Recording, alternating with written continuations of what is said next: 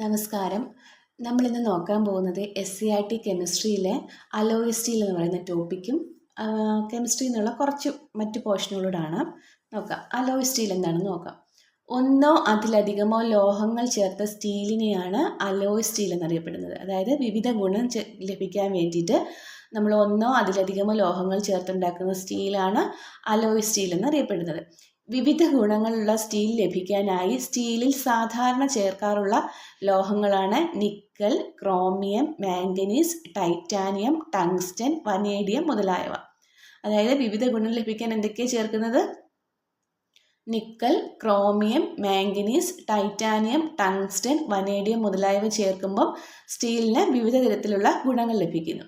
ഇനി ഓരോ സ്റ്റീലിലും അടങ്ങിയിരിക്കുന്ന ഘടകങ്ങൾ എന്തൊക്കെയാണെന്ന് നോക്കാം. First one, stainless steel. Stainless steel എന്ന് പറഞ്ഞാൽ ഇരുമ്പ്, ക്രോമിയം, നിക്കൽ ഇവ മൂന്നും ചേരുമ്പോഴാണ് സ്റ്റെയിൻലെസ് സ്റ്റീൽ കിട്ടുന്നത്. അതിനകത്ത് ക്രോമിയം 18%, നിക്കൽ 8%. സ്റ്റെയിൻലെസ് സ്റ്റീൽ എന്ന് പറയുന്നത് എന്തൊക്കെയാണ്? ഇരുമ്പ്, ക്രോമിയം, നിക്കൽ. ഇരുമ്പ്, ക്രോമിയം, നിക്കൽ ഇവ മൂന്നും ചേരുന്നതാണ് സ്റ്റെയിൻലെസ് സ്റ്റീൽ എന്ന് പറയുന്നത്. Next one, nichrome. നിക്രോം എന്ന് പറഞ്ഞാൽ ഇരുമ്പ്, ക്രോമിയം, നിക്കൽ. ഇരുമ്പും ക്രോമിയവും നിക്കലൂടെ അടങ്ങുമ്പോഴാണ് നിക്രോം ലഭിക്കുന്നത്. അടുത്തത് നിക്കൽ സ്റ്റീൽ. നിക്കൽ സ്റ്റീലിനകത്ത് ഇരുമ്പും നിക്കലുമാണ്. നിക്കൽ എന്ന് പറഞ്ഞത് വളരെ കുറഞ്ഞ അളവിൽ 3.5% നിക്കൽ അടങ്ങിയിരിക്കുന്ന ഇരുമ്പിൻ്റെ കൂടെ അടങ്ങിയിരിക്കുന്ന സ്റ്റീലാണ് നിക്കൽ സ്റ്റീൽ എന്ന് പറയുന്നത്. അടുത്തത് ഇൻവാർ. ഇൻവാറും നിക്കലും ഇരുമ്പും തന്നെയാണ്. പക്ഷേ നിക്കലിൻ്റെ പെർസെൻറ്റേജ് 36% നിക്കൽ അടങ്ങിയിട്ടുള്ള സ്റ്റീലാണ് ഇൻവാർ എന്നറിയപ്പെടുന്നത്. Next one, cobalt steel. Cobalt സ്റ്റീലിനകത്ത് ഇരുമ്പും കൊബാൾട്ടും ഉണ്ട്. കൊബാൾട്ടിൻ്റെ പെർസെൻറ്റേജ് എന്ന് പറയുന്നത് 35% കൊബാൾട്ട് അടങ്ങിയിട്ടുള്ള സ്റ്റീലാണ് കൊബാൾട്ട് സ്റ്റീൽ. Next alnico. അൽനിക്കോയിനകത്ത് അലൂമിനിയം, നിക്കൽ, കൊബാൾട്ട്, ഇരുമ്പ് ഇതൊക്കെയാണ് അലൂമിനിയം. പേരിൽ നിന്ന് കിട്ടും. അലൂമിനിയം, നിക്കൽ, കൊബാൾട്ട്, ഇരുമ്പ് ഇത് ചേരുമ്പോഴാണ് അൽനിക്കോ കിട്ടുന്നത്. Next chromium. ടങ്സ്റ്റൺ സ്റ്റീൽ എന്ന് പറഞ്ഞാൽ ക്രോമിയം പേര് കേൾക്കുമ്പോൾ തന്നെ അറിയാമല്ലോ. ക്രോമിയം കാണും, ടങ്സ്റ്റനും കാണും, ഇരുമ്പും ഉണ്ട്. ക്രോമിയം, ടങ്സ്റ്റൺ സ്റ്റീലിനകത്ത് ഇരുമ്പ്, ക്രോമിയം, ടങ്സ്റ്റൻ. അടുത്തത് ക്രോം സ്റ്റീൽ. ക്രോം സ്റ്റീൽ എന്ന് പറഞ്ഞാൽ ഇരുമ്പും ക്രോമിയവും കൂടെ അടങ്ങുന്നതാണ് ക്രോം സ്റ്റീൽ. ഇരുമ്പും ക്രോമിയവും ചേരുമ്പം ക്രോം സ്റ്റീൽ. ഇനി അടുത്തത് കോവാർ. കോവാറിനകത്ത് ഇരുമ്പ്, കൊബാൾട്ട്, നിക്കൽ. ഇരുമ്പ്, കൊബാൾട്ട്, നിക്കൽ ചേരുന്നതാണ് കോവാർ. അടുത്തതിന് കുറച്ച് നിർമ്മാണ പ്രവർത്തനങ്ങൾ നോക്കാം. നിർമ്മാണ പ്രക്രിയകൾ ഓരോന്നും എങ്ങനെയാണ് ഉൽപ്പാദിപ്പിക്കുന്നത് എന്നുള്ളത്. ഫസ്റ്റ് വൺ, ഘനജലം ഉൽപ്പാദിപ്പിക്കുന്ന പ്രക്രിയയാണ് ഗിർഡ്ലർ സൾഫൈഡ് പ്രക്രിയ. എന്താണ്? ഗിർഡ്ലർ സൾഫൈഡ് പ്രക്രിയയാണ് ഉൽപ്പാദിപ്പിക്കുന്നത്? ഘനജലം ഉൽപ്പാദിപ്പിക്കുന്ന പ്രക്രിയ. നെക്സ്റ്റ്, ക്ലോറിൻ വാതകത്തിൻ്റെ ഉൽപ്പാദനം അറിയപ്പെടുന്നത് ഡീക്കൺസ് പ്രക്രിയ. ഡീക്കൺസ് പ്രക്രിയയിലൂടെയാണ് ക്ലോറിൻ വാതകം ഉൽപ്പാദിപ്പിക്കുന്നത്. എങ്ങനെയാണെന്ന് ചോദിച്ചാൽ ഡീക്കൺസ് പ്രക്രിയ.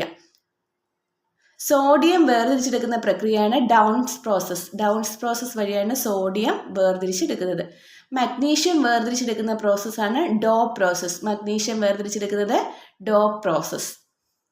ഹൈഡ്രജന്റെ വ്യാവസായിക ഉൽപ്പാദനമാണ് ബോഷ് പ്രക്രിയ എന്നറിയപ്പെടുന്നത്. ബോഷ് പ്രോസസ് അല്ലെങ്കിൽ ബോഷ് പ്രക്രിയ എന്ന് പറഞ്ഞാൽ ഹൈഡ്രജൻ വ്യാവസായികമായി നിർമ്മിക്കുന്നതാണ് ബോഷ് പ്രോസസ്. ഇനി അടുത്തത് അലൂമിനിയത്തിന്റെ വ്യാവസായിക ഉൽപ്പാദനമാണ് Hall Heroult process. Hall Heroult process എന്ന് പറഞ്ഞാൽ അലൂമിനിയത്തിന്റെ വ്യാവസായിക ഉൽപ്പാദനം അറിയപ്പെടുന്ന പേരാണ് ഹാൾ ഹെറോൾട്ട് പ്രോസസ്. നൈട്രിക് ആസിഡിന്റെ നിർമ്മാണ പ്രക്രിയയാണ് ഓസ്റ്റ്വാൾഡ് പ്രോസസ്. ഇത് ഒത്തിരി തവണ പരീക്ഷയ്ക്ക് ചോദിച്ചിട്ടുള്ളൂ. നൈട്രിക് ആസിഡിന്റെ വ്യാവസായിക നിർമ്മാണം, നൈട്രിക് ആസിഡിന്റെ ഉൽപ്പാദനം അറിയപ്പെടുന്ന പേര് ഓസ്റ്റ്വാൾഡ് പ്രോസസ്. ബോക്സൈറ്റിൽ നിന്നും അലൂമിനിയം വേർതിരിച്ചെടുക്കുന്നത് ബെയേഴ്സ് പ്രോസസ്. ബെയേഴ്സ് പ്രക്രിയ അല്ലെങ്കിൽ ബെയേഴ്സ് പ്രോസസ് വഴിയാണ് ബോക്സൈറ്റിൽ നിന്നും അലൂമിനിയം വേർതിരിച്ചെടുക്കുന്നത്.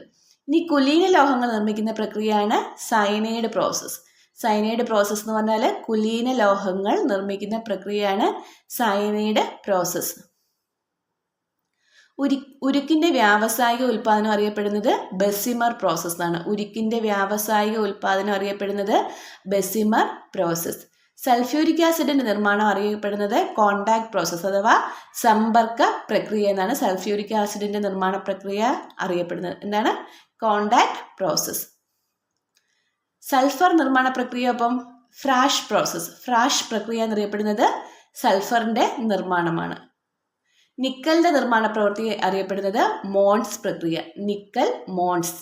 നിക്കലിന്റെ നിർമ്മാണം മോൺസ് പ്രോസസ്സ്. സമുദ്രജലത്തിൽ നിന്നും ഉപ്പ് വേർതിരിച്ചെടുക്കുന്നത് ബാഷ്പീകരണം മൂലം. ഉപ്പ് വേർതിരിച്ചെടുക്കുന്ന പ്രക്രിയ ബാഷ്പീകരണം. ഇനി സമുദ്രജലത്തിൽ നിന്ന് ധാതുക്കൾ വേർതിരിച്ചെടുക്കുന്ന പ്രക്രിയയോ ഡിസലേഷൻ പ്രോസസ്സ്. ഇനി ഓരോ പദാർത്ഥത്തിലും അടങ്ങിയിരിക്കുന്ന ആസിഡുകൾ ഏതൊക്കെയാണെന്നുള്ളത് നോക്കാം. തക്കാളി, നേന്ത്രപ്പഴം, ചുവന്നുള്ളി, ചോക്ലേറ്റ്. തക്കാളി, നേന്ത്രപ്പഴം, ചുവന്നുള്ളി, ചോക്ലേറ്റ്.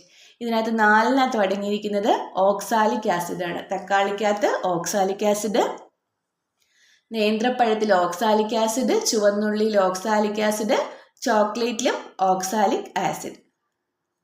അടുത്തത് പുളി, മുന്തിരി. ഇതിനകത്ത് 2 അടങ്ങിയിരിക്കുന്നത് ടാർട്ടാറിക് ആസിഡ് ആണ്. പുളിയിലും മുന്തിരിയിലും അടങ്ങിയിരിക്കുന്നത് ടാർട്ടാറിക് ആസിഡ്. പുളിയിലെ ടാർട്ടാറിക് ആസിഡ്, മുന്തിരിയിലും ടാർട്ടാറിക് ആസിഡ്. അടുത്തത് ആപ്പിളിനകത്ത് അടങ്ങിയിട്ടുള്ളതോ മാലിക് ആസിഡ്. ആപ്പിളില് മാലിക് ആസിഡ്. ഇനി അടുത്തത് എണ്ണ, കൊഴുപ്പ്. എണ്ണയിലും കൊഴുപ്പിനകത്തുള്ളത് സ്റ്റിയറിക് ആസിഡ്. എണ്ണയിലുള്ളത് സ്റ്റിയറിക് ആസിഡ്, കൊഴുപ്പിലുള്ളതും സ്റ്റിയറിക് ആസിഡ്. പാമോയിലിനകത്തുള്ളതോ പാൽമെറ്റിക് ആസിഡ്. പാമോയിൽ, പാൽമെറ്റിക് ആസിഡ്. ഓർത്ത് വെച്ചിരുന്നാൽ മതി എങ്ങനെയെങ്കിലുമൊക്കെ, കോഡുകൾ ഉപയോഗിച്ചുവല്ലോ. പാമോയിലിനകത്തുള്ളത് പാൽമെറ്റിക് ആസിഡ്. മരച്ചീനിക്കകത്തുള്ളതോ പ്രൂസിക് ആസിഡ്. മരച്ചീനിയിലുള്ളത് പ്രൂസിക് ആസിഡ് ആണ് മരച്ചീനിയിലുള്ളത്. തേയിലയിലുള്ളതോ ടാനിക് ആസിഡ്. തേയിലയില് ടാനിക് ആസിഡ്. തേങ്ങയിലോ കാപ്രിക് ആസിഡ്. കാപ്രിക് അങ്ങനെ ഓർത്താൽ മതി. തേങ്ങയിലുള്ളത് capric acid.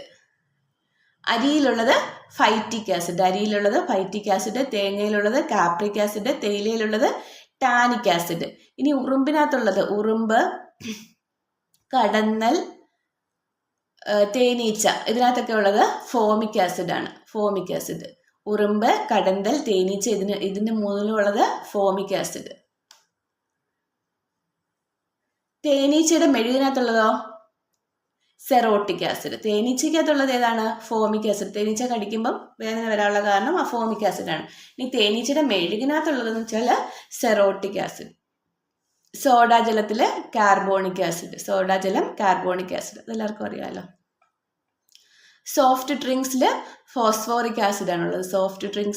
Phosphoric acid.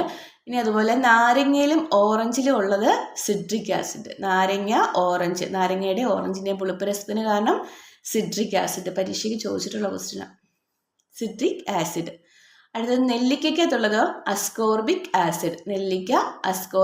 Ascorbic acid. തൈരിനകത്തുള്ളത് ലാക്റ്റിക് ആസിഡ്. ഇനി വെറ്റിലയ്ക്കകത്തുള്ളതോ കാറ്റാച്ചൂണിക് ആസിഡ് ആണ് വെറ്റിലയ്ക്കകത്തുള്ളത്. വിനാഗിരിയിലുള്ളത് acetic acid. Aspirin acetyl salicylic acid കേട്ടോ. അസറ്റൈൽ സാലിസിലിക് ആസിഡ് ആണ് ആസ്പിരിൻ എന്നറിയപ്പെടുന്നത്.